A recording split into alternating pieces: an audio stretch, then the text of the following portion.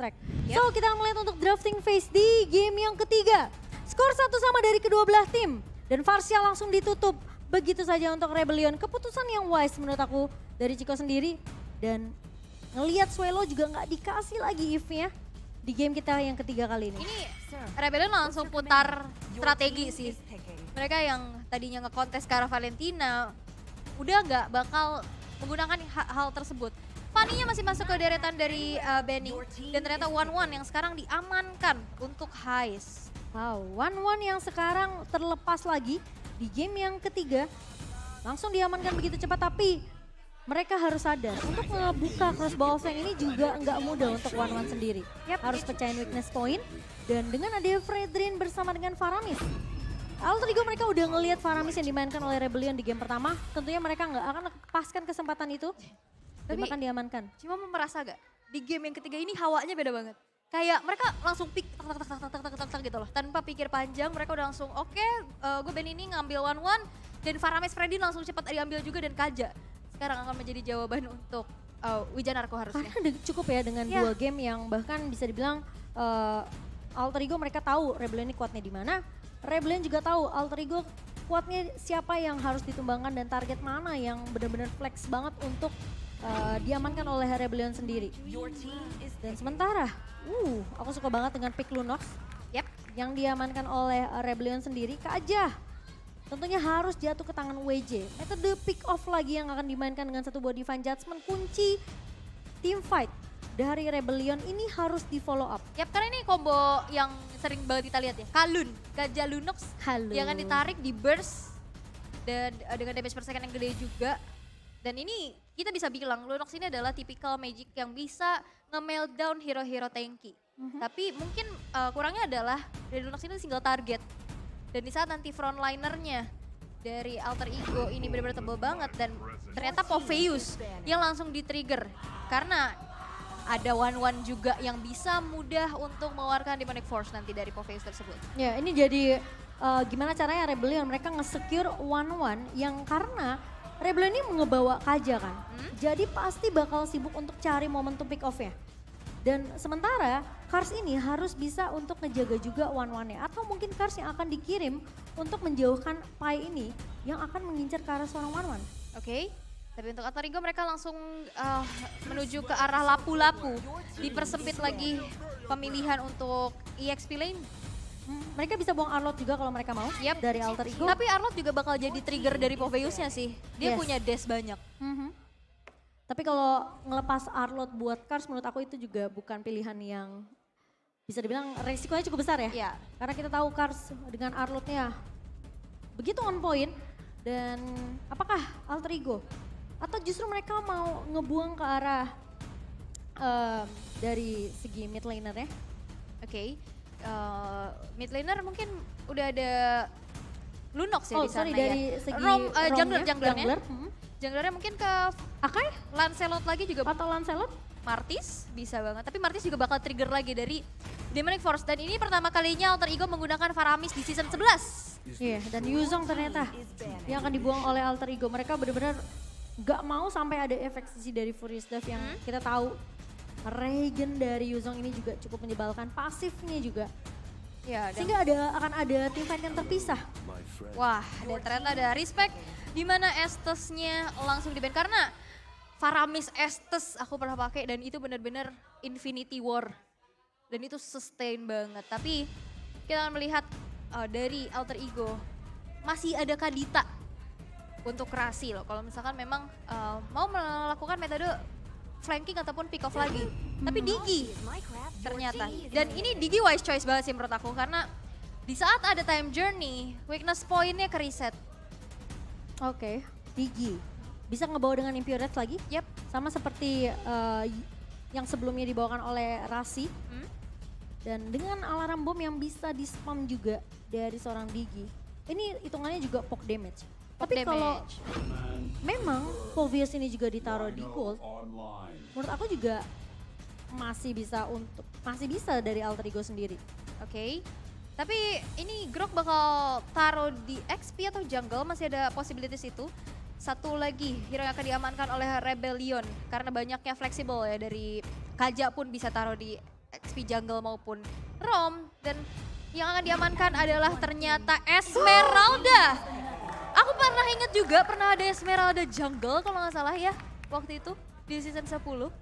Iya itu sebelum Esmeralda kena nerf kan. Ya, Dan Esmeralda. sebagai satu counter juga untuk Poveusnya sendiri. Iya untuk shieldnya. Harusnya kalau menurut aku ini jungle-nya bakal ada di tangan dari Grok. Karena nanti head to headnya Poveus bakal ketemu sama Esmeralda. Dan Kars juga sempat menggunakan Esmeralda sendiri. Oke. Ya nanti kita akan lihat di dalam in-game-nya. Karena Alter Ego mereka harus menentukan apakah dari Poveus ini akan ditaruh di area XP atau justru di area gold. Nah itu masih menjadi pertanyaan juga ya. Dan ternyata bakal disimpan di area XP. Dan satu lagi yang bisa nge-meltdown dari hero-hero tebel yaitu Carry. Kari yang mereka bisa banget ngerontokin Grok, ngerontokin Esmeralda. Ini semua yang tebal-tebal di area depan dari Rebellion Zion tentunya akan bisa dilumat oleh seorang Kari. So ini game yang akan menentukan apakah Rebellion Zion yang akan mengamankan 2-1 atau Alter Ego yang akan memenangkan gamenya. So mari kita lihat tentunya untuk perjuangan dari kedua belah tim. Dan mari kita beri semangat MPL Arena, mana suaranya? Masih semangat karena ini bakal menjadi pertandingan atau game yang sangat-sangat berdarah. Satu kemenangan yang sangat perlu mutlak didapatkan untuk masing-masing tim. Tapi kita akan lihat eksekusinya akan seperti apa dengan berbagai macam yang sudah kita lihat. Flexible pick lagi-lagi udah mulai terlihat juga. Dan bahkan Rasi dengan diginya, kita tahu performanya juga luar biasa. Ya, dan Kars yang akan memainkan Esmeralda ini cukup menarik karena kita tahu Esmeralda udah nggak jadi meta yang bisa dibilang ini udah jarang banget. Ya, dan sebenarnya ini match upin counter ke arah Poveusnya juga ya. Tapi dengan adanya bala bantuan dari Swallow membuat segi jungling yang kita tahu Grok ini agak cukup lama pastinya dibanding Fredrin untuk melakukan adanya farming. Tapi Swallow dipaksakan untuk mengeluarkan satu buah flicker di bawah menit pertama dan ini akan menjadi informasi sih. Dan rerumputan yang bakal dicek oleh Wijanarko ini bakal cukup berbahaya karena nantinya auto alarm bomb bakal menghantui. Iya, dan Hais kayaknya harus agak sedikit bermain sabar karena Rasi benar-benar menempel ke arah seorang Nino yang kita tahu dari segi jarak tentunya Kari di sini pendek banget dan Wijanarko sudah mulai terlihat juga di area bawahnya. Namun harus berhati-hati, semua rumput yang dilewati oleh Rebellion Zion bisa aja nginjek itu tuh si kelinci kecil berbahaya itu tuh ya. Wijanarko benar-benar gak mau kasih space ke arah Rasi untuk recall, di recall balik dong. Dan Nino, tidak mau kalah tentunya. Yang kita tahu player pertama yang mendapatkan savage. Pertama di MPL Indonesia Season yang ke-11. Mereka saat ini sedang unggul dengan skor 1-1. Dan Nino yang penting adalah gimana caranya space create yang bakal dilakukan oleh Alter Ego. Membiarkan Ninonya dapetin farmingan yang banyak banget. Dan berbalik dari Rebellion Zion yang dimana mereka harus bisa dapetin pick off satu pemain ke arah Alter Ego Esports. Ya mereka masih bermain pasif ya karena memang harus hati-hati banget. Karena ini masih menjadi game penentuan untuk mereka. Wijanarko yang coba untuk mendapatkan level 4-nya terlebih dahulu di area mid. Setup menuju ke arah turtle yang pertama. Tapi Kars mulai dibuka begitu saja dan bahkan ada satu bokal altar dibuka oleh seorang Udil. Kali ini Vincent bakal coba untuk ditahan tahunnya connect dari seorang Sally Boy. Sebentar di sisi lain Vincent tentunya akan tumbang dan ini akan menjadi turtle yang berhasil diamankan oleh Alter Ego. Sementara tahun connect ke arah seorang Wijanarko, Sally Boy masih mau lebih. Pressure sakit one banget. yang begitu perih tentunya. Dan double kill berhasil diamankan oleh Sally Boy, The Miracle Boy. Dan sebenarnya tadi inisiasi udah dilakukan sama Rebellion duluan. Mereka coba untuk narik ke arah turtle dan buka fight-nya dengan Falling Star Moon. Tapi lagi-lagi sosok Faramis ini yang membuat akhirnya hal tersebut jadi netral. Karena HP-nya gak berkurang kan. Dan bisa dibilang itu akan sustain dari segi team fight-nya. Yang kita tahu juga dari Vincent sendiri ini gak akan setangki dulu, apalagi dia juga ngebawa ke arah Demon Slayer. Dan di sini Rasi bakal coba untuk membuka map di area bawah terlebih dahulu. Rasi masih menempel ke arah Nino dan Hais masih menjaga jarak tentunya, tidak mau terpick off. Karena kesempatan bisa dimaksimalkan oleh Alter Ego. Sementara Vincent bakal berfokus setelah tumbang 1 kali dan 2 suara untuk Rebellion Zion. Dan ini masih 60-40 seperti yang awal bilang. Sama seperti di game yang kedua. 4 suara untuk Alter Ego Esports. Namun semua kembali lagi gimana eksekusi akan dilakukan. Terutama untuk Rebellion Zion yang mereka tahu. Mereka bawa aja Divine Judgment yang gak bisa di cancel. Jadi harusnya ini bakal jadi momentum. Tapi Wijanarko dipukul mundur oleh Silly Boy. Ada 1 buah palang dari Vincent. Gak akan dikasih akses untuk masuk.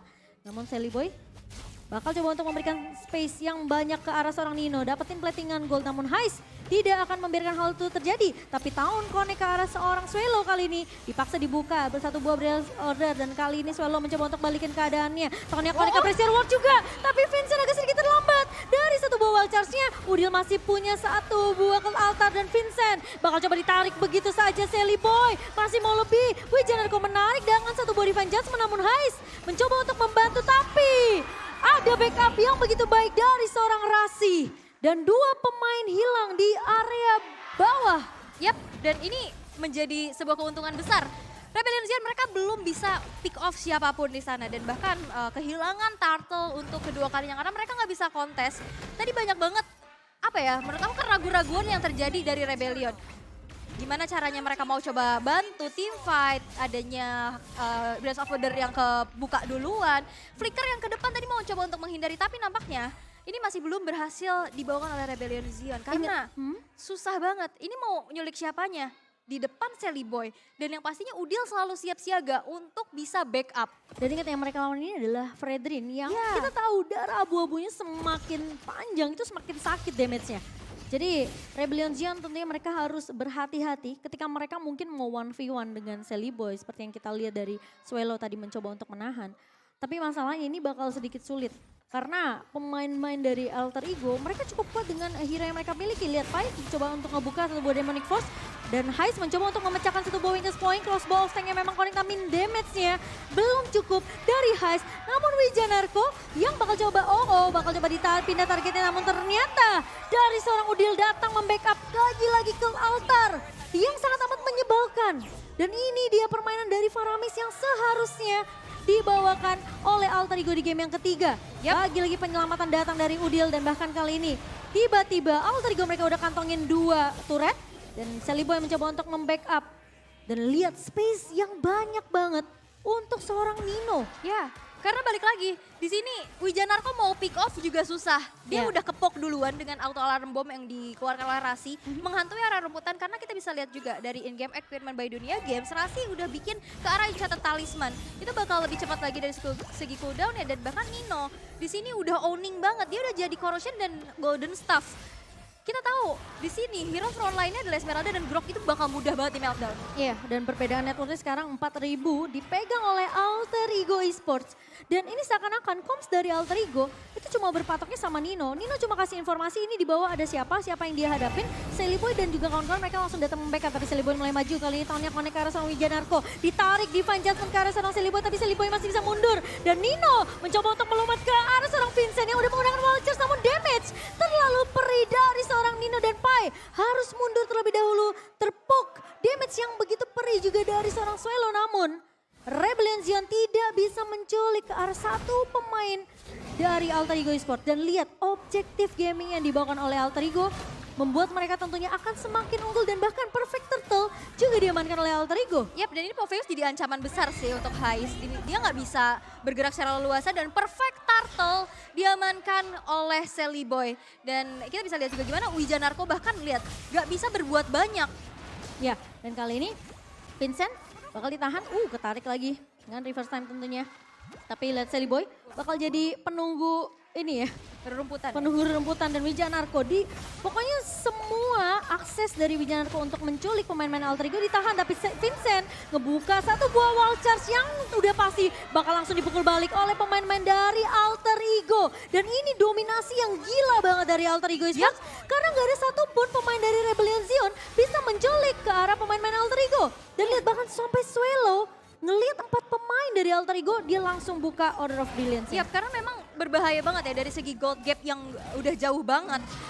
Ini berbahaya, bahkan invasi jungle udah dilakukan oleh Alter Ego. Dan untuk saat ini dari Rebellion Zion, ini perbedaan Vincent dengan adanya Grok Jungle, dia nggak punya flicker.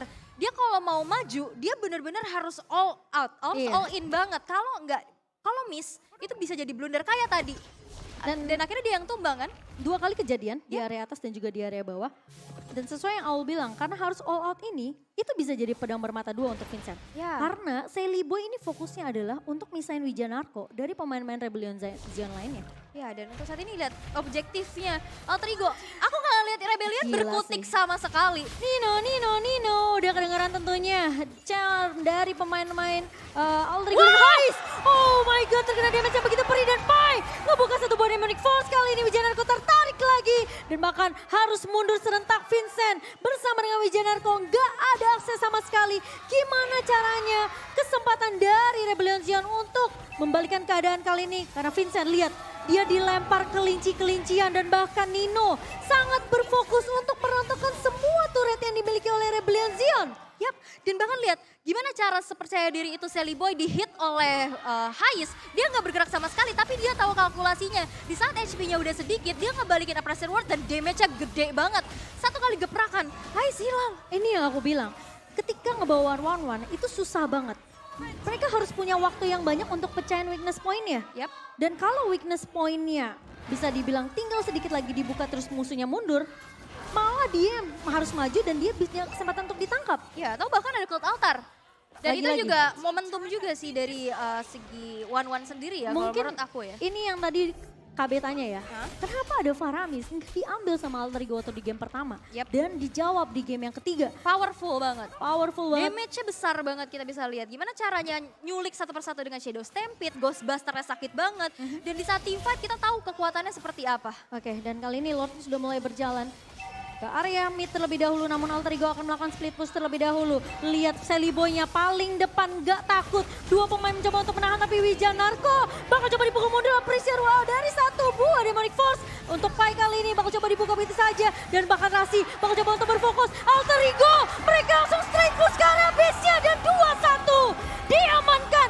Nino begitu objektif. Dan Alter Ego menyelesaikan game ini dengan sangat amat cepat. Dominasi yang luar biasa. Dan Nino. Itu Itu mencoba dia. ambulans yang akhirnya mencoba untuk menghantarkan Rebellion ke jurang yang akan lebih dalam lagi. Dan 2-1 Alter Ego. Mereka berhasil untuk bangkit dan membalaskan kesalahannya di game yang pertama. Bahkan aku nggak ngeliat Ada perlawanan. perlawanan benar banget dari Aul. Gak ada perlawanan yang bisa di